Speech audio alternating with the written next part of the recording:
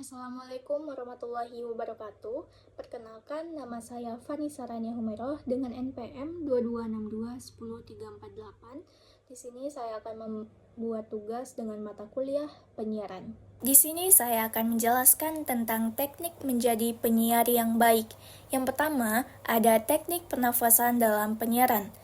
Teknik suara siaran radio hakikatnya adalah sebuah seni berbicara atau art of talking di depan mikrofon ruangan siaran radio.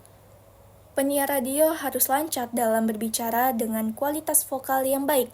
Siaran radio itu ngobrol dengan pendengar sambil memutar lagu, menyampaikan informasi atau bercakap-cakap dengan narasumber atau talk show, menurut Kustiawan Nasution et al. Pada tahun 2023.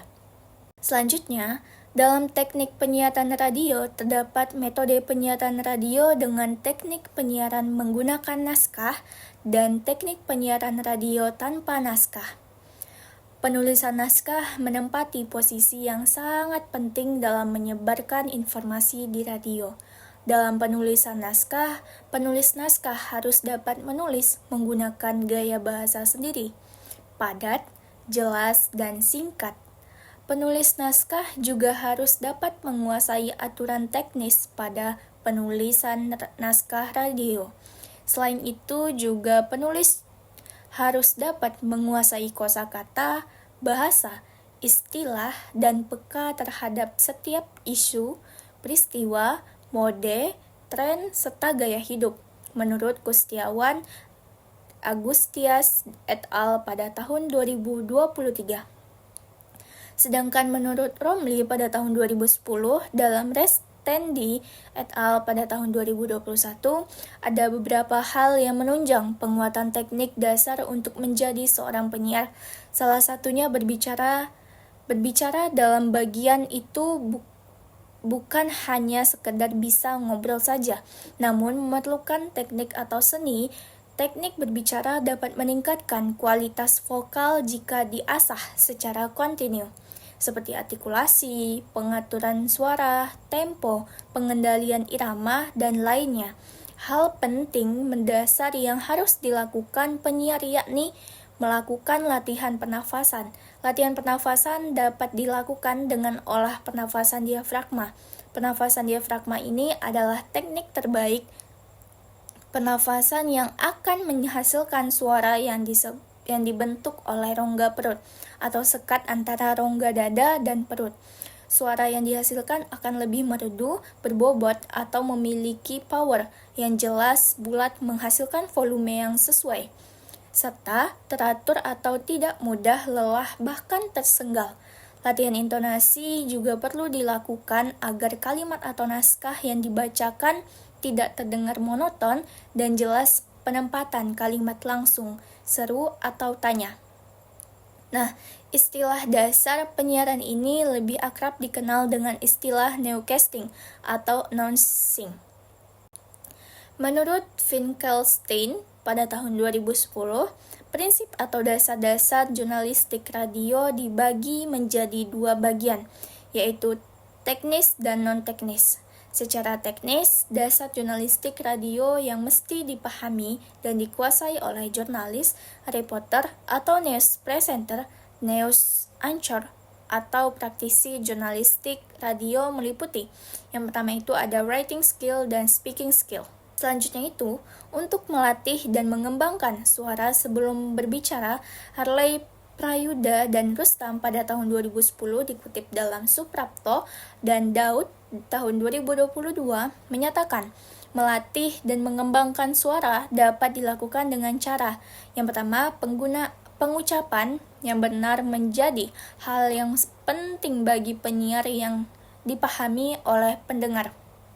Yang kedua, artikulasi berkaitan dengan pengucapan huruf vokal, konsonan, dan diftong. Yang ketiga, penekanan penyiar menggunakan penekanan untuk menunjukkan pada pendengar hal-hal yang penting atau tidak penting dalam suatu materi bacaan. Selanjutnya, warna kata sangat berkaitan dengan penekanan. Penekanan terutama berkaitan dengan kuat lemahnya suara, warna kata dengan kualitas suara serta sikap emosional. Selanjutnya, kecepatan atau tempo ada dua faktor yang berhubungan dengan kecepatan. Yang pertama, ada kecepatan keseluruhan, yaitu tingkat atau jumlah kata per menit. Nah, selanjutnya itu ada perubahan nada suara atau infleksi. Bahasa mempunyai pola melodi yang khusus. Menurut Wanda Yulia pada tahun 2010 dalam Suprapto 2022, untuk menjadi seorang penyiar radio keterampilan berbicara di depan mikrofon, modal utama penyiaran adalah suara. Walaupun pada saat ini dituntut menjadi memiliki golden voice atau suara emas, tidaklah mutlak. Seorang penyiar yang ingin mempertahankan kualitas dan eksistensinya wajib kiranya menjaga kondisi vokal agar tetap standar, bagus, dan menarik. Tentu saja, teknik vokal yang tepat akan sangat membantu penyiar dalam menjalankan tugas siarannya sebagai seorang penyiar. Selanjutnya, beberapa cara yang bisa kamu coba agar teknik vokalmu meningkat adalah mempelajari teknik hemming, latihan pernafasan, dan melafalkan huruf vokal dengan jelas. Kamu juga bisa belajar atau meminta tips dari temanmu yang bekerja sebagai penyiar radio atau sekadar mengikuti radio menurut Rustan dan Abduh pada tahun 2020. Pernafasan dada kurang baik dilakukan dalam menghimpun tenaga sebagai penggetar sumber suara, karena mengakibatkan presenter dan MC merasa cepat lelah dalam produksi suara, sebab peralatan pernafasan tidak dapat bekerja dengan leluasa. Demikian juga presenter dan MC akan cepat merasa gatal-gatal di tenggorokan dan diusul kemudian dengan penampilan suara yang serak, menurut olah vokal penyiaran. Menurut Radio Republik Indonesia, salah satu teknik pernafasan yang baik adalah pernafasan diafragma. Pernafasan yang baik dilakukan dalam bernyanyi adalah sangat berperan penting dalam menciptakan suara dan menghasilkan suara yang dikehendaki dalam suatu nyanyian. Diafragma adalah otot besar berbentuk kubah yang terletak di dasar paru-paru. Pernafasan diafragma dimaksudkan untuk membantu Anda menggunakan diafragma dengan benar saat bernafas. Teknik pernafasan ini menawarkan beberapa manfaat bagi tubuh Anda, termasuk mengurangi tekanan darah dan detak jantung serta meningkatkan rileks. Pernafasan perut ini kurang mempunyai daya untuk mendukung pembentukan volume suara, tapi pernafasan ini cukup baik untuk melatih vokal pada pernafasan dada, menurut olah vokal penyiaran. Selanjutnya, di mana tahapan perut lebih dominan daripada dada. Pernafasan diafragma adalah yang paling efektif bagi seorang presenter dan MC, dan paling menguntungkan dalam berolah vokal, sebab tidak mengakibatkan ketegangan pada peralatan pernafasan dan peralatan suara, serta juga mempunyai cukup daya untuk pembentukan volume suara. Menurut olah vokal penyiaran, menurut M. Pintanta Ginting dan S.C. Maestro pada tahun 2023 menjelaskan bahwa latihan teknik pernafasan yang dilakukan, yaitu latihan pernafasan ban kempes, yaitu latihan dengan cara menarik nafas sebanyak-banyaknya dan mengeluarkan nafas sedikit demi sedikit dengan mengeluarkan bunyi. Tujuan dari latihan pernafasan ban kempes ini merupakan untuk melatih teknik frasering bernyanyi pada siswa dan juga intonasi. Latihan penting atau nafas terengah-engah yakni latihan seperti anjing yang sedang kecapekan, dilakukan secara 3 hingga 5 set. Setiap setnya terdiri dari 20 detik.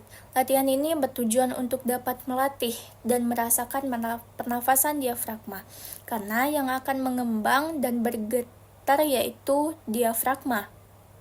Menurut Rommel Thea Media, latihan pernafasan di bawah ini dimaksudkan agar penyiar dan MC memiliki teknik pernafasan yang baik, kuat berbicara atau menyuarakan kalimat panjang dan nyaring, serta tarikan nafas yang tidak masuk ke mikrofon.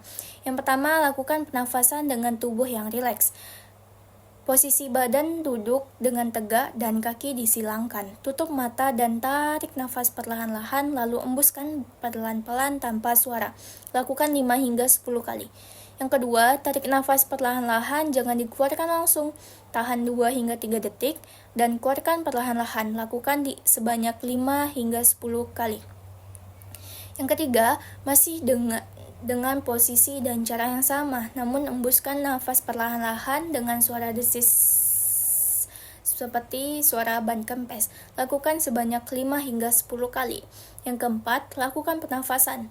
Pada waktu mengeluarkan nafas, keluarkan atau bunyikan huruf vokal seperti A, I, U, dan E, dan O secara bergantian hingga nafas habis. Yang kelima, pernafasan diafragma. Tarik pernafasan tahan di diafragma beberapa detik dan keluarkan huruf vokal A, I, U, E, O. Yang keenam, pernafasan diafragma. Tarik pernafasan tahan di diafragma beberapa detik dan suarakan ber. Dalam diktat berjudul Vokal tahun 2023, Francilia Sihombing mengelompokkan pernafasan dalam teknik vokal menjadi 3. Yang pertama ada pernafasan dada. Pernafasan dada dilakukan dengan cara mengisi udara dalam paru-paru bagian atas. Pernafasan ini sangat pendek dan tidak cocok dilakukan dalam vokal. Dalam pernafasan dada, bagian tubuh yang mengembang adalah dada. Jenis pernafasan ini juga dipakai untuk menghasilkan nada-nada rendah. Namun kelemahannya sang penyanyi akan mudah kehabisan nafas sehingga kurang baik dipakai ketika bernyanyi. Yang kedua, pernafasan perut. Pernafasan perut dilakukan dengan cara membuat perut berongga besar sehingga udara luar dapat masuk. Pernafasan ini kurang efektif untuk vokal karena udara dengan cepat dapat keluar sehingga paru-paru menjadi lemah dan cepat letih. Dalam pernafasan perut, bagian tubuh yang mengembang adalah perut. Jenis pernafasan ini dapat menghasilkan suara sangat keras, namun pernafasan perut tidak begitu baik digunakan dalam penyanyi. Yang ketiga, pernafasan diafragma. Pernafasan diafragma adalah mengeluarkan suara dari sebuah rongga antara dada dan perut. Diafragma adalah otot berbentuk kubah yang terletak di bawah paru-paru, tepat di dasar rongga dada. Salah satu fungsinya membantu proses pernafasan. Saat diafragma menegang atau lurus, rongga dada dan rongga perut menjadi longgar dan volume menjadi bertambah. Volume yang bertambah ini mengakibatkan tekanan berkurang sehingga udara dari luar dapat masuk ke paru-paru dan nafas yang dikeluarkan dapat diatur secara sadar oleh diafragma dan otot-otot bagian samping kiri. Pernafasan ini paling cocok untuk bernyanyi karena dapat mengambil nafas sebanyak-banyaknya dan mengeluarkan secara perlahan-lahan dan teratur. Dalam pernafasan diafragma, udara ditarik sedalam mungkin dan disimpan dalam diafragma, kemudian udara dikeluarkan secara perlahan sewaktu bernyanyi. Pernafasan ini memungkinkan kita menghasilkan suara murni dengan nafas yang panjang. Menurut Ongki Hojanto dalam buku Public Speaking Mastery pada tahun 2021, menjelaskan setidaknya ada 10 jenis latihan yang dapat dilakukan. Yang pertama, mengucapkan huruf, kata, dan kalimat. Yang kedua, mengucapkan kata-kata sulit. Yang ketiga, pernafasan. 4. Relaksasi. 5. Menggunakan lilin. 6. Membunyikan huruf vokal. 7. Bernafas dan bersuara. 8. Bernyanyi. 9. Bergumam. 10. Berbicara di tengah deru ombak.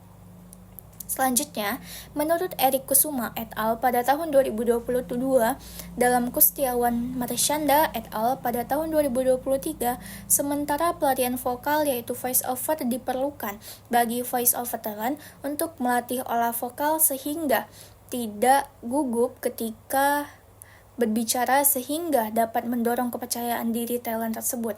Terdapat berbagai upaya yang dilangsungkan dalam mempelajari olah vokal yang bisa dilakukan di sebelum dilaksanakannya voice over ataupun pada